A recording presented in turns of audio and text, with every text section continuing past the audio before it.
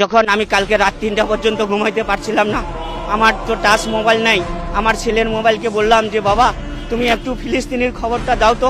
যখন আমি দেখলাম ফিলিস্তিনের 1/3 ধ্বংস হয়ে গেছে, তখন আমি আর ঘুমাইতে পারি নাই। কালকে আমি এই ক্লাবের থেকে শেয়ারগুলো সংগ্রহ করেছি, এই সকালে আইসা এই মুক্তিটা পুতুলটা বানাইছি। বানানোর পরে আমার তো শক্তি নাই, সমর্থ নাই। এই ইসরায়েলের নেতানিয়াহুকে আমি কিভাবে ঘৃণা জানাচ্ছি এবং বর্ষা এবং তীর দিয়ে, যেটা ঐতিহাসিক যুদ্ধ হয়েছিল, সেই বর্ষা এবং তীর দিয়ে আমি তাদেরকে ধিক্কার জানাচ্ছি। এবং যদি কাছে পাইতাম তাহলে আমি নিজেও শহীদ হইতাম এবং তাদেরকেও শহীদ করার মতো কলাকৌশল তৈরি করতাম। এই আবেগে আমি,